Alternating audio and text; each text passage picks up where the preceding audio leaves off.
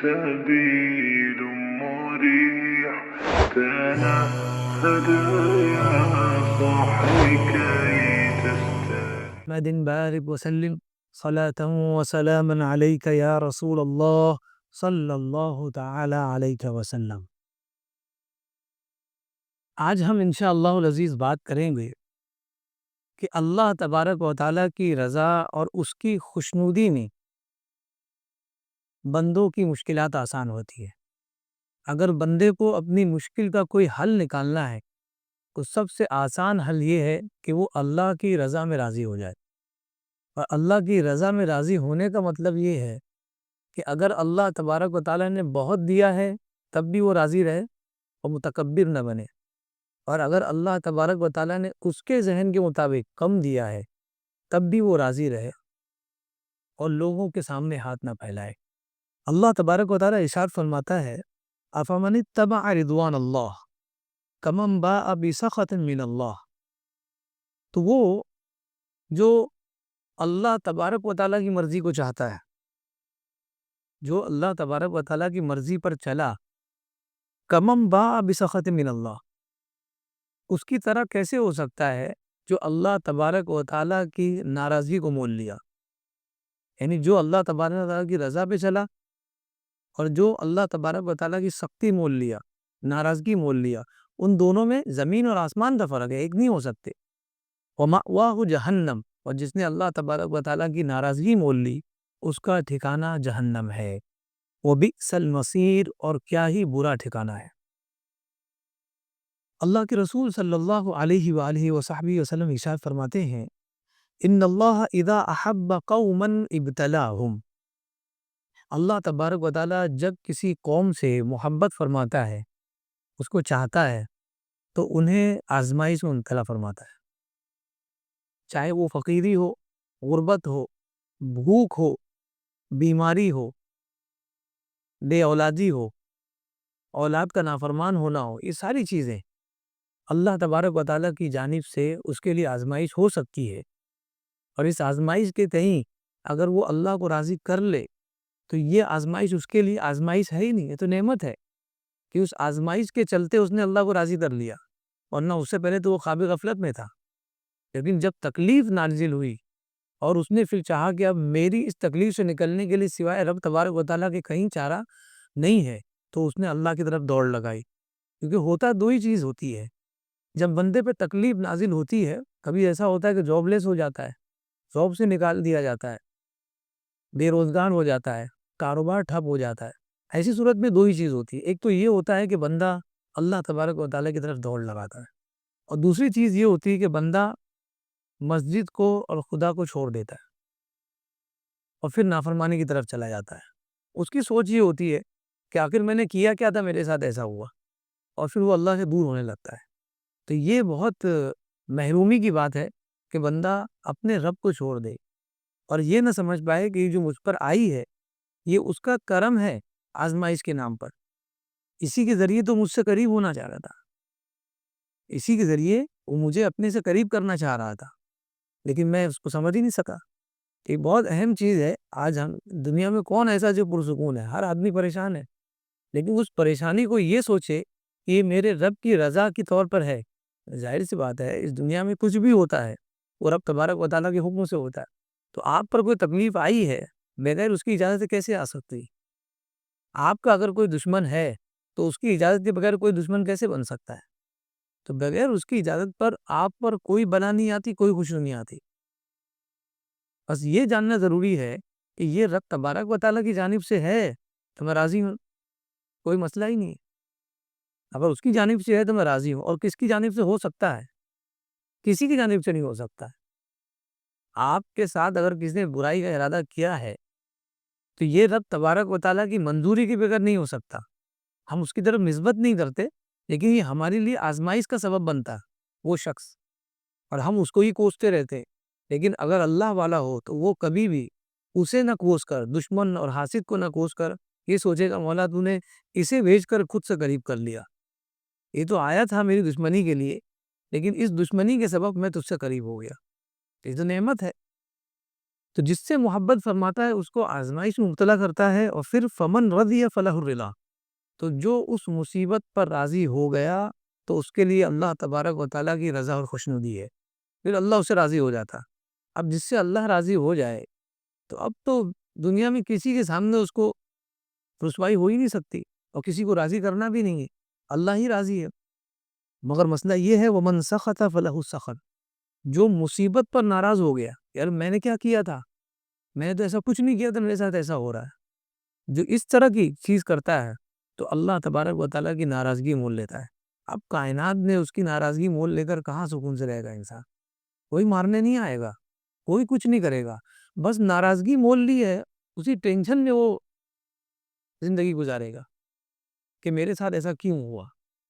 خالی اتنا سوچنا تھا کہ جو میرے ساتھ ہوا میرے رب نے کیا ہے وہ اچھا ہی ہے، انشاءاللہ العزیز اس کے بعد اس کو اس کا رزلٹ ملتا۔ ہم کیا سمجھتے ہیں کہ ہمارے پاس الہ دین کا چراغ ہے، ہم تو نماز کے پابند ہے، حج بھی کر رکھا ہے، اور عمرے تو گنتی بھی نہیں ہے، تو اب ہم جس چیز کو چاہ لیں وہ ہونی چاہیے، ہم جس منزل اور جس ڈگر پر چلیں وہاں پہنچنا ہی پہنچتا ہے، یعنی جو کامیابی ہم چاہتے ہیں وہ ہمیں مل کر ہی رہے گی۔ یہ ہم نے کیا کیا ہے، یہ جو ہماری سوچ ہے یہ نیگیٹو سوچ ہے، یہ پوزیٹیو سوچ نہیں ہے۔ اس لیے کہ جب آپ ہمیشہ یہ سوچتے ہو کہ جو میں چاہوں گا وہ ہو جائے گا، اگر ہو جائے تو بہت اچھی بات ہے، اور اگر نہیں ہو تو بندہ خود ہی کو دوش دیتا ہے، اور اس کے بعد وہ اپنی جان ہلاکت میں ڈالتا ہے۔ وہ سوچتا ہے کہ میں نے ہی تو کیا ہے نا نقصان، تو مجھے ہی نقصان اٹھانا چاہیے، اور پھر بیماریوں کی لائن لگ جاتی ہے۔ کبھی وہ خود پھانسی پہ چڑھ جاتا ہے، یار میں نے ایک کاروبار سٹارٹ کیا تھا، کامیابی تھی تو میری وجہ سے تھی، آج میں ناکام ہوں تو میری وجہ سے، اب وہ اپنے آپ کو کوستا ہے۔ لیکن اگر کامیابی اور ناکامی سب اللہ تبارک و تعالیٰ کی طرف اس کی نسبت کر دے تو کتنا پرسکون ہوگا۔ آج اس بچے سے پوچھئے جس کے ماں باپ نہیں ہیں وہ کتنا بے سکون ہے، کوئی رہنما نہیں ہے، لیکن جس کے ماں باپ ہیں ان سے پوچھئے کہ کبھی خود سے اٹھا ہے، وہ صبح جب اٹھنے کی بات آئی وہ خود سے اٹھا ہے، دوپہر میں اگر سو گیا تو پوچھو خود سے اٹھا ہے، ہمیں اس کے والدین اس کو اٹھاتے ہیں، یہ اس کے لیے نعمت ہے۔ ایسے ہی بندہ ہے، اللہ تبارک و تعالیٰ مثال سے پاک ہے، اگر وہ رب تبارک و تعالیٰ کے وجود کو مان لے، اس کی قدرت پر یقین کر لے، تو ہر کام اس کے بھروسے چھوڑ دے گی۔ کام تو کرے گا، دوڑ بھاگ تو کرے گا، لیکن یہی چاہے گا اگر مل گئی کامیابی تو میرے رب کا کرم، نہیں ملی تو وہ بھی میرے لیے کرم تھا۔ یعنی کرم کی بات صرف یہ نہیں کہ دیا جائے، یہ بھی کرم بالائے کرم ہے کہ اللہ تبارک و تعالیٰ نے تم سے روک لیا ہے۔ آج بہت سارے جو غریب ہیں وہ یہ سوچتے ہیں کہ یہ تو مصیبت ہے، مصیبت نہیں ہے، وہ بعد میں پتہ چلے گا کہ کتنی امیری تھی۔ ایک بہت بڑے مفکر نے کہا کہ آزمائش میں جو پڑے انبیاء اکرام سے بڑی آزمائش کس کے لیے تھی؟ تو ان آزمائش میں پڑھنے والے انبیاء اکرام میں دو لوگوں کا انہوں نے شمار کیا، حضرت ایوب علیہ السلام، حضرت نوح علیہ السلام، اور اسی طرح حضرت سلیمان علیہ السلام آزمائش کا شکار رہے۔ تو جب صاحب ان کے سامنے تو انہوں نے کہا کہ نوح علیہ السلام کو قوم نے جھٹلایا، ایوب علیہ السلام بیماری میں مبتلا رہے زمانوں تک، سلیمان علیہ السلام آپ کو تو ایسی بادشاہت ملی کہ کہا گیا اس کے بعد اب ایسی بادشاہت کسی کو نہیں ملے گی۔ کتنا بھی بڑا بادشاہ آ جائے حضرت سلیمان علیہ السلام کی ٹکر میں نہیں کھڑا ہو سکتا۔ دے چکا اللہ تبارک و تعالیٰ ایسی بادشاہت جو اب کبھی نہیں آئے گی، کتنے بھی انٹیلیجنٹ ہو جائیں، کتنے بھی تقدم میں آگے ہو جائیں کہ بھائی میں نے بہت ترقی کر لی، ملک ترقی کر جائے، لیکن سلیمان علیہ السلام جیسی بادشاہت کوئی لا نہیں سکتا۔ کتنا آٹومیٹک گن بنا لے آپ، لیکن ویسی بادشاہت، کیونکہ وہاں تو مسئلہ ہی کچھ نہیں تھا آٹومیٹک کا، بھائی ہوا ان کے حکم پہ چل رہی ہے، جہاں چاہتے تھے چادر حکم دیتے تھے، چادر اڑ کے لے گئے۔ اب اس میں کہاں ٹیکنالوجی آ رہی ہے، اور ہم جتنا بھی کام کریں سب ٹیکنالوجی پہ، ٹیکنالوجی الیکٹرک پر ہے، الیکٹرک گئی قسم بند، اور یہاں تو خدا کی قدرت ان کے ساتھ تھی، ہوا پہ حکومت تھی، پرندوں پر حکومت تھی، جانوروں سے بات کرتے تھے، تو ان کے لیے کیا معاملہ تھا؟ تو انہوں نے کہا کہ حضور یہ سلیمان علیہ السلام کے لیے کیا آزمائش تھی، وہ تو بادشاہ تھے بہت بڑے اور نبی تھے۔ انہوں نے جواب دیا کہ یہی تو ان کے لیے بڑے آزمائش تھی۔ انہوں نے کہا کہ یہ میرے لیے آزمائش ہے کہ اتنی بڑی بادشاہت دے دی ہے، کہیں میں پھر نہ جاؤں۔ آدمی غریبی میں تو اللہ اللہ کہتا ہے، امیری میں کیا کہتا ہے وہ سوچنے والی بات ہے۔ فرعون کو زندگی پر کبھی سردی نہیں ہوئی، کبھی بخار نہیں آیا، بالکل شانت رہا.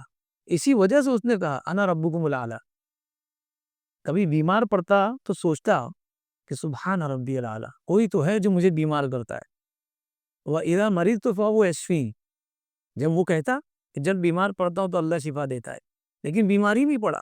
بیماری نہ پڑنا اس کے لیے کیا ہو گئے؟ اللہ سے دوری کا سبب بن گیا. تو ہمیں چاہیے کہ انبیاء کے قصص پڑھے گا. حضرت نوح علیہ السلام، آپ کو جھٹلایا گیا، 900 سال آپ نے تبلیغ کی لیکن لوگوں نے جھٹلا دیا، ماننے کو تیار نہیں ہے. 900 سال. حضرت ابراہیم علیہ السلام لوگوں کو بتوں کی پوجا سے بچا رہے تھے. سوچے کتنی بڑی بے وقوفی ہے کہ ایک بت ہے مٹی کا بنا ہوا، اس کو پوج رہے تھے. اس سے بچانے کی کوشش کی تو ان لوگوں نے اٹھا کر ان کو آگ میں ڈال دیا. آپ نے سوچا تھا کہ میں راہ خدا میں نکلا ہوں، مجھے آگ میں کیسے ڈالا جائے گا؟ اللہ تبارک و تعالیٰ میرا معین، میرا محافظ ہے، لیکن آپ کو آگ میں ڈالا گیا. نوح علیہ السلام تبلیغ کے لیے نکلے تھے، اللہ کے دین کے لیے، لیکن آپ کو جھٹلایا گیا. اور اس کے بعد حضرت موسیٰ علیہ السلام فرعون کو درس دینے آئے تھے کہ صحیح کیا ہے، غلط کیا ہے، رب تبارک و تعالیٰ ایک ہے، تو خدا نہیں ہے، یہ بولنے آئے تھے. لیکن آخر میں کیا ہوا؟ ایک قبطی کو آپ نے مار دیا اور اس کا انتقال ہو گیا. آپ کو اپنے شہر مصر سے بھاگنا پڑا مدین کی طرف، خائفاً یترقب، ڈرتے ہوئے کہ کہیں مجھے کوئی پکڑ نہ لے. سچائی پر ہوتے ہوئے ان کو بھاگنا پڑا. کتنی بڑی آزمائش ہے یہ انبیاء کے واقعات. حضرت اسماعیل علیہ السلام ابھی تو چھوٹے ہیں، ابھی چھوٹے ہیں، نبوت ملنی ہے. حضرت ابراہیم علیہ السلام نبی ہے، بچپن ہی میں آزمایا گیا کہ اپنے بیٹے کو ذبح کرو، اپنے بیٹوں کو ذبح کرو. اللہ تبارک و تعالیٰ کی طرف سے حکم ہوا. اتنی بڑی بڑی آزمائش. حضرت عیسیٰ علیہ السلام فقیر، ان سے بڑا فقیر کوئی نہیں. اس قدر قسم پرسی کے عالم میں آپ نے زندگی گزارے، لیکن یہی سوچتے تھے رب تبارک و تعالیٰ کا حکم ہے، اسی کا منشا ہے، تو اس کی فقیری بھی میرے لیے امیری ہے. آدمی خالی راضی ہو جائے، پھر جیب میں 1 روپیہ کیوں نہ ہو، ہمیشہ مسکراہٹ اس کے چہرے پر کھیلتی رہی، لیکن راضی تو ہو جائے اپنے رب سے. لیکن وہ یہ سوچتا نہیں کہ میری وجہ سے ہوا ہے، اسی لیے وہ پریشان رہتا ہے. یونس علیہ السلام مچھلی کے پیٹ میں ایک عرصے تک رہے. یونس علیہ السلام نبی ہے، آزمائش دیکھیے کتنی بڑی ہے. اللہ تبارک و تعالیٰ نے ان کو بھیجا تھا. حضرت زکریا علیہ السلام، آپ کو آری سے کاٹ دیا گیا، آری سے کاٹ دیا گیا. بنی اسرائیل نے دوڑا ہے آپ کو پکڑنے کے لیے، قتل کرنے کے لیے. آپ بھاگے، ایک درخت کے پاس گئے، اللہ کے حکم سے درخت کھل گیا، آپ درخت کے اندر گئے، لیکن آپ کے کپڑے کا دامن کا ایک چھوٹا سا حصہ باہر رہ گیا. شیطان نے اسی دامن کے حصے کو فرد بتایا کہ یہاں ہے. ان لوگوں نے، بدبختوں نے درخت ہی کاٹ دیا، ساتھ میں حضرت زکریا علیہ السلام کو کاٹ دیا.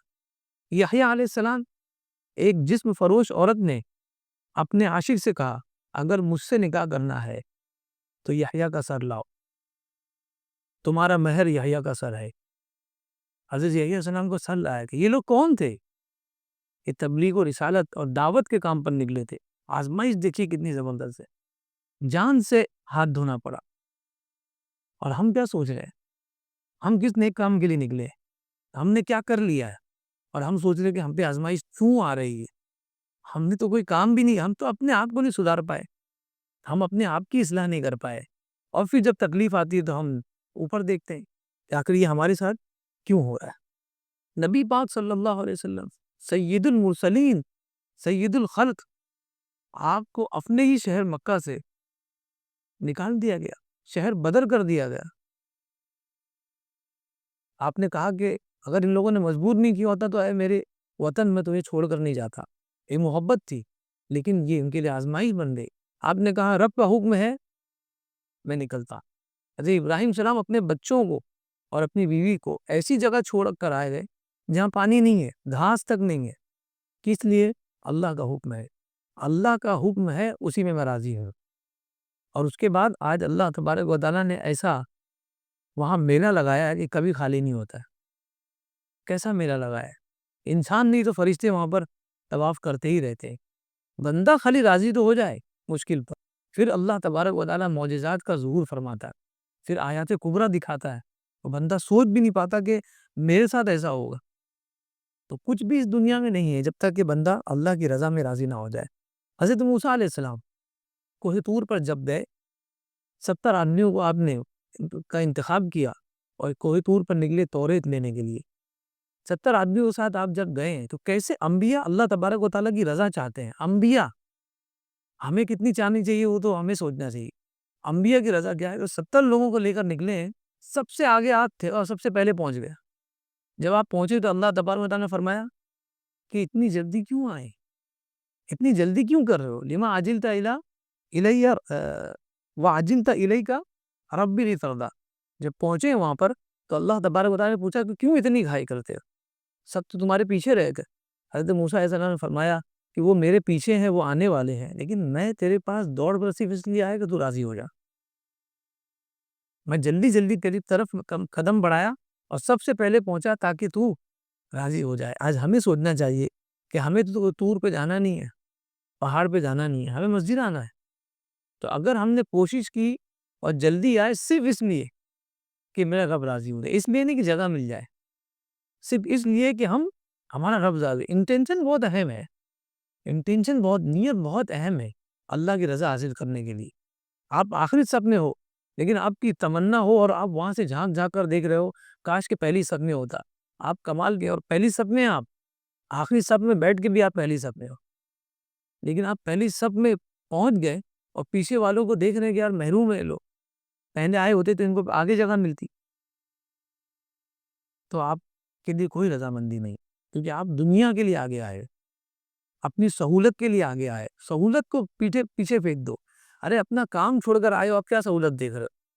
سب سے بڑی بات، اس دنیا کے لوگ ایک دوسرے کو مار رہے ہیں، اسے چھوڑ کر تم راہ خدا میں آ گئے ہو، اب اس میں سہولت کیا دیکھ رہے ہو؟ نیت کرو کہ میں اللہ کے لیے آیا بس، اور کسی کے لیے بھی نہیں آیا۔ حضرت سلیمان علیہ السلام فرماتے ہیں اے رب مجھے توفیق دے کہ میں ایسا کام کروں جس سے تجھے میں راضی کر لوں۔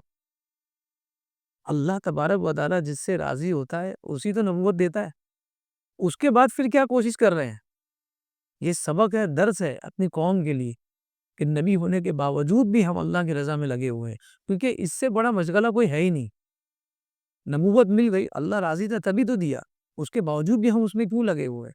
کیونکہ اس میں جو لذت ہے اس سے اچھی لذت کہیں نہیں ہے۔ ٹینشن فری ہے نا، جس کا باپ ہے دیکھو کتنا شان سے سو رہا ہے وہ، اور جس کا رب موجود ہو۔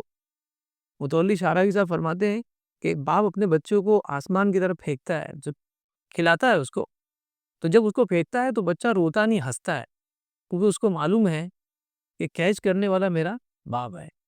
اس پر انہوں نے کہا کہ جس کا باپ موجود ہو وہ بے خوف ہے، جس کا رب موجود ہو اسے کتنا بے خوف ہونا چاہیے، اس کی رضا میں اگر وہ راضی ہو۔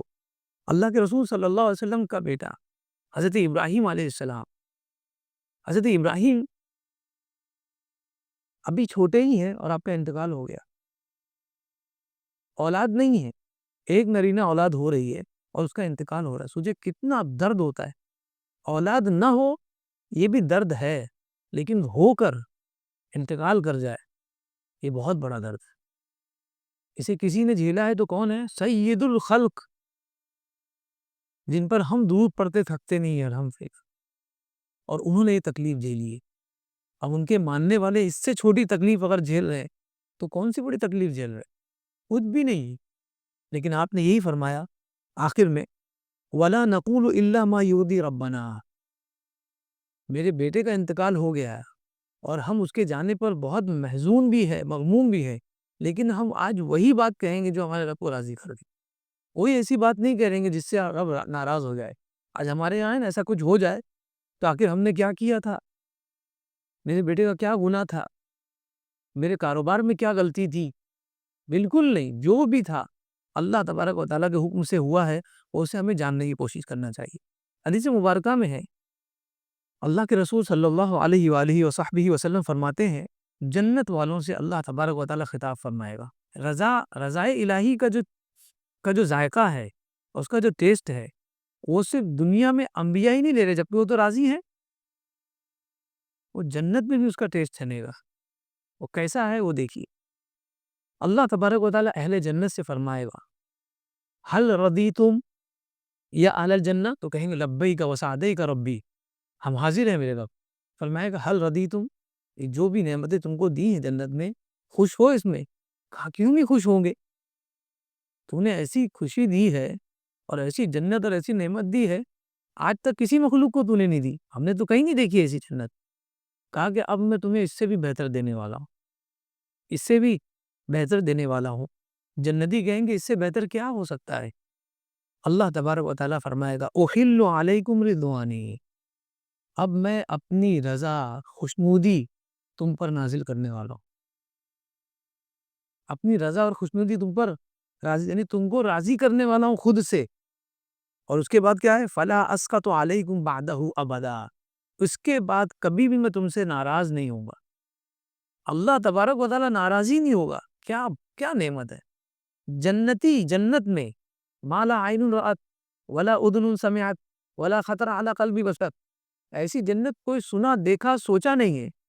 اس جنت میں پہنچنے کے بعد اللہ نے فرمایا اس سے افضل چیز اگر کوئی ہے تو میری رضا ہے۔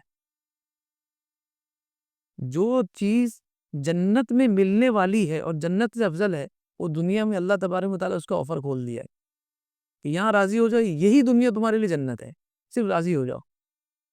دنیا کو جنت بنانا ہے، راضی ہو جاؤ، کیونکہ وہاں جنتی اس نعمت کے لیے بیٹھے ہیں۔ اب میں نے تمہارے لیے کھول دی، صرف راضی ہو کر دکھا دو۔ رضا مندی اگر خدا کی حاصل کرنا ہے، کیا طریقہ ہے اللہ کی رضا حاصل کیا کرنا ہے؟ نماز پڑھنا ہے، روزے رکھنا ہے، اور کیا چیزیں کرنا ہے؟ یہ سب تو کرنا ہی ہے اللہ کی رضا کے لیے، لیکن اس کے بعد سب سے اہم چیز رضا الرب فی رضا الوالد۔ حضور نے فرمایا کہ رب کی رضا والد کی رضا میں ہے۔ اگر والدین اپنے ناراض ہے تو آپ پھر پڑھتے رہیے نماز، آپ ان کو اگر کسی کے بھروسے چھوڑ کر آئے ہیں، ان کا خیال نہیں رکھ رہے ہیں آپ، تو آپ دنیا کی نعمتوں میں ہو کوئی فائدہ نہیں۔ اور یہ کبھی مت سمجھنا ہے کہ اللہ کی طرف سے نعمت ہے، اللہ مجھ سے راضی ہے۔ آپ جو رضا اللہ کی تھی وہ تو چھوڑ کر آ گئے، تو رضا کہاں ہے؟